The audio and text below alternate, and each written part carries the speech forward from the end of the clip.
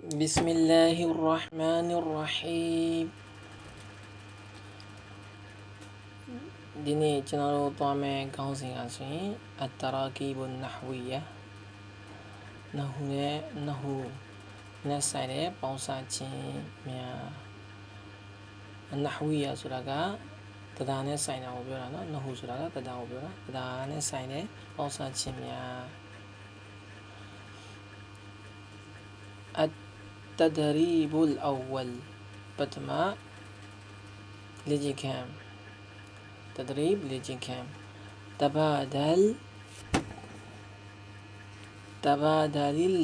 تبادل السؤال والجواب مع زميلك كما في المثالين تبادل အသင်အပြန်အလှန်ဖလှယ်ပေးပါ السؤال မေးခွန်းကို ဝါနဲ့ الجواب အဖြေကို مع زميلك مع နဲ့တူ زميلك အသင်ရဲ့အတန်းဖော်တငယ်ချင်းနဲ့တူ كما في المثالين كما အကျဉ်းရတိုင်း في المثالين مثالين ဥပမာနှစ်ခုမှာအကျဉ်းရတိုင်း كما في المثالين ဥပမာနှစ်ခုအတိုင်းအသင်ရဲ့အတန်းဖော်တငယ်ချင်းနဲ့အတူအဖြေနဲ့မေးခွန်းကိုအပြန်အလှန်ဖလှယ်ပေးပါ المثال ဥပမာ أين المعطف ကုတ်အင်ကြီးဘယ်မှာလဲ أين ဘယ်မှာလဲ معطف ကုတ်အင်ကြီးအပြင်ကန်အင်ကြီးကုတ်အင်ကြီးကိုပြောတာ أين المعطف ကုတ်အင်ကြီးဘယ်မှာလဲ هذا هو المعطف هذا إياه هو لغاو معطف ကုတ်အင်ကြီး၎င်းကုတ်အင်ကြီးသည်ဤအရာဖြစ်ပါသည် هو المعطف ၎င်းကုတ်အင်ကြီးသည် هذا ဤအရာဖြစ်ပါသည် المثال الثاني ဒုတိယဥပမာဆိုရင် أين الغرفة أين الغرفة အခန်းဘယ်မှာလဲတဲ့ هذه هي الغرفة هذه هي لغاو غرفة أكان هذه هي الغرفة لغاو أكان دي إيا بيبادي ကျွန်တော်ဒီမှာတတိထားမှာပါလဲဆိုတော့ هذا နဲ့ هذه ကိုသူခွဲပြတာเนาะ هذا ဆိုတာဤအရာဒါပေမဲ့သူဒီအနီးအမ هذا ဒီအဖို့ကိုသုံးတာ هذه လည်းဤအရာဒါပေမဲ့အမကိကိုသုံးတာ هو၎င်း here၎င်းဒါပေမဲ့သူနှစ်ခုဒီအဖို့နဲ့အမကိလူဆိုရင်တော့ هو ဆိုတာသူ here ဆိုတာသူမဒီမှာကျတော့ပြည့်စင်အရာဝတ္ထုဆိုတော့ဒီနေရာမှာ၎င်းလို့ပဲပြန်မယ်ဒါပေမဲ့သုံးတဲ့နေရာမှာအဖို့နဲ့အမကိုခွဲသုံးပြရတယ်မဲ့အတော့ကအဖို့ဆိုရင် هو ကိုသုံးပြီးမယ်ဂိုရဖာကအမ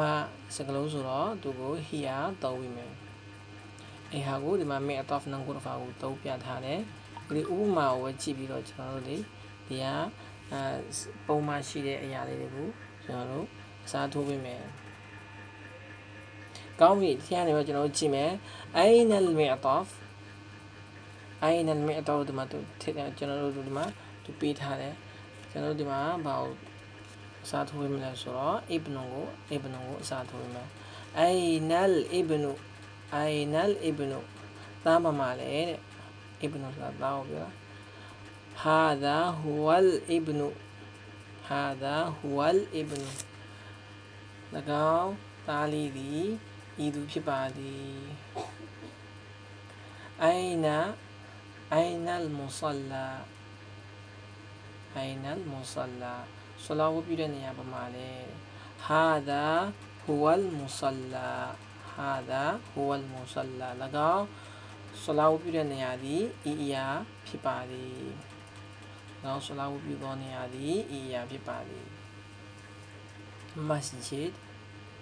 أين المسجد أين المسجد ပလီပါမှာလဲ هذا هو المسجد ၎င်းပလီသည်ဤအရာဖြစ်ပါသည် أين الحمام ရေချိုးခန်းပါမှာလဲ هذا هو الحمام ၎င်းရေချိုးခန်းသည်ဤအရာဖြစ်ပါသည်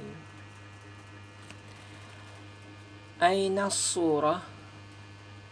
أين الصورة ရုပ်ပုံပမာလဲတဲ့ပကြီးကားပမာလဲเนาะအဆိုတော့ဆိုရုပ်ပုံပကြီးကားစသဖြင့်အဲ့ဒါတွေကိုကျွန်တော်တို့ပြောတာ هذه هي الصورة هذه هي الصورة ၎င်းရုပ်ပုံဒီအရာဖြစ်ပါသည် أين الشجرة أين الشجرة တပင်ပမာလဲ هذه هي الشجرة ၎င်းတပင်ဒီအရာဖြစ်ပါသည် أين النظارة မျက်မှန်ပမာလဲ هذه هي النظارة ၎င်းမျက်မှန်ဒီအရာဖြစ်ပါသည် هذه هي النظارة أين الابنة أين الابنة သမီးပမာလဲ هذه هي الابنة ၎င်းသမီးဤသူမှာ၎င်းသမီးသည်ဤသူဖြစ်ပါသည်၎င်းသမီးသည်ဤသူဖြစ်ပါသည်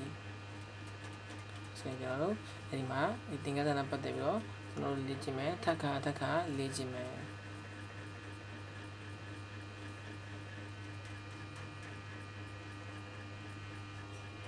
التدريب الثاني لجكهنك وطعمه تبادل السؤال والجواب مع زميلك كما في المثالين وما نكو تايم بأتي أتام وطنجي جنة أبيني ميقونكو أبيان فلي بيبا التدريب الثاني لجكهنك المثال الأول فتما وما المثال الثاني دوديا وما المثال الأول كطامة أين سعيد سعيد بمعنى سعيد في الغرفة سعيد أكان ما بعد يقرأ القرآن تو قرآن بانيدي سعيد في الغرفة كان ما يقرأ القرآن تو قرآن بانيدي يقرأ تو بانيديဆိုဒီမှာကျွန်တော်တို့ကြည့်မယ်ဆအီဒ်ကအခန်းပေးထားတယ်ယကရာအူလ်ကုရ်အာန်ဒီမှာဆိုဆအီဒါဂူရ်ဖာတကရာအူလ်ကုရ်အာန်အိုင်နာဆအီဒါဘာမှလဲတဲ့ဆအီဒတ်န်ဖီလ်ဂူရ်ဖာတီတကရာအူလ်ကုရ်အာန်တကရာအူဆိုတာသူမဖတ်နေသည်တကရာအူလ်ကုရ်အာန်သူမကုရ်အာန်ကိုဖတ်နေတယ်ဘာမှလဲဆအီဒါဖီလ်ဂူရ်ဖာအခန်းထဲမှာဒါဆိုရင်အဲ့ဒီအရာမိကွန်းအဲ့ဒီပမာဏခုကိုကျွန်တော်တို့ကြည့်ပြီးတော့အောက်မှာလာတဲ့ရုပ်ပုံတွေကိုအစားထိုးပေးမယ်စကြည့်မယ်ဆာလီဟ်အလ်မစဂျစ်ယူဆလီဆိုရင်အိုင်နာဆာလီဟ်ဆာလီပမာလဲဆာလီဟွန်ဖီလ်မစဂျစ်ယူဆလီဆာလီဟွန်في المسجد يصلي أين صالحة بمعنى صالحة في المصلى تصلي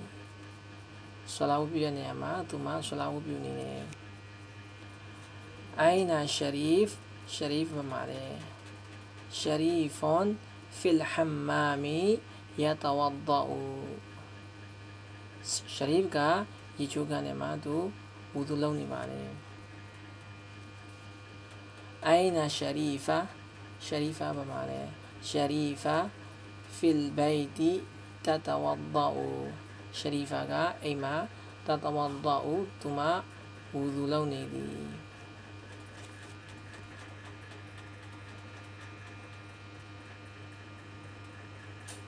तो ये जना ना कुछ में التدريب الثالث لجهة ثوما تبادل السؤال والجواب مع زميلك كما في المثال وما دايتني أتمو تنجيناتو أبيني ميغون كو أبيان لام فلي بيبا المثال وما من هذا إذو بدولي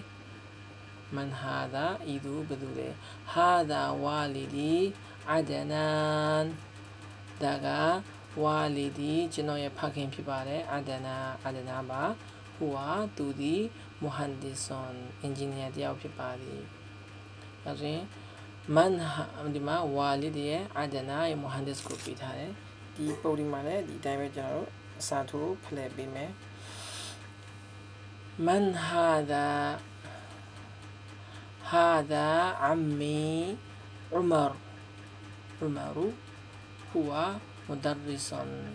ဒါဆိုရင်ဤသူကဘယ်သူလဲကျွန်တော်ပြရမယ်ဤသူသည်ကျွန်တော်ဤဦးလေးဖြစ်ပါသည်ကျွန်တော်ဦးလေးအမာဖြစ်ပါတယ်သူကသူသည်ကျောင်းဆရာတယောက်ဖြစ်ပါသည်ဒီမှာဆိုရင်အဖိုးကိုမိပါနော်အဖိုးကိုမင်းဆိုရင်ဘယ်လိုမိပါလဲမန်ဟာဒါဤသူဘယ်လိုလဲဟာဒါဂျက်ဒီကျွန်တော်ရဲ့အဖိုးဖြစ်ပါတယ်ဟာဒါဂျက်ဒီဆာလင်ဟူဝါတဘီဘဒါကဤသူသည်ကျွန်တော်၏အဖိုးဆာလင်ဖြစ်ပါတယ်သူသည်ဆရာဝန်တယောက်ဖြစ်ပါသည်မန်ဟာဒါဤသူဘယ်လိုလဲဟာဒါအခီဆာလင်ဟူဝါတာလီဘွန်ဒါကဤသူသည်ကျွန်တော်ရဲ့အညီနောင်ဆာလင်ဖြစ်ပါတယ်သူသည်ကျောင်းသားတယောက်ဖြစ်သည်မန်ဟာဒါဤသူဘယ်လိုလဲဟာဒါصديقي علي ဤသူသည်ကျွန်တော်ဤတငယ်ချင်းအာလီဖြစ်ပါတယ်ဟူဝါမူအလီမွန်သူသည်ကျောင်းဆရာတယောက်ဖြစ်ပါသည်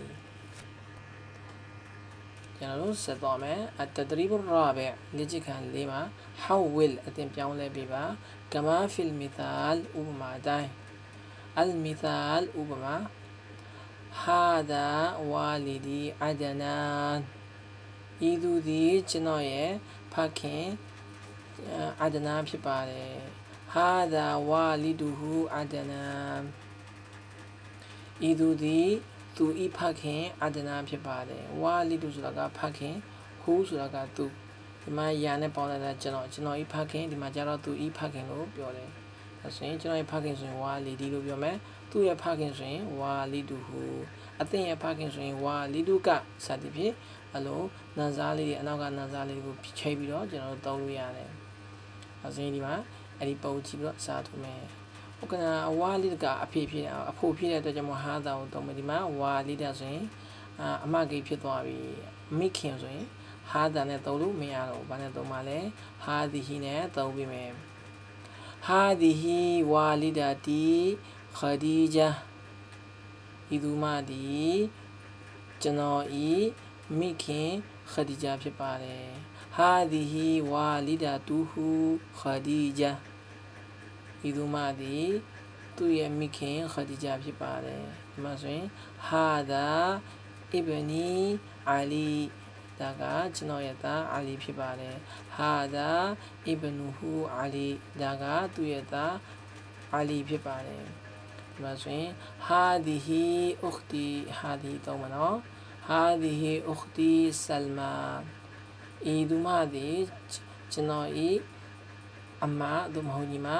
ဆလမန်ဖြစ်ပါတယ်ဆလမာဖြစ်ပါတယ်ဒီမှာဆိုရင်လည်းဒီမှာهذه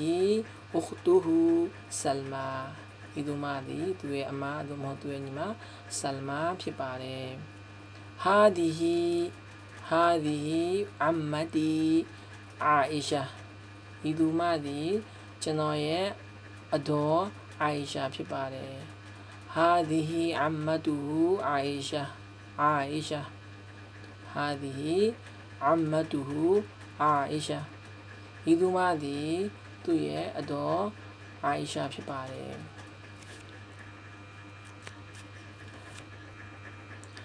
ဟာဒါအမ်မီဥစမန်ဤသူသည်ကျွန်တော်ရဲ့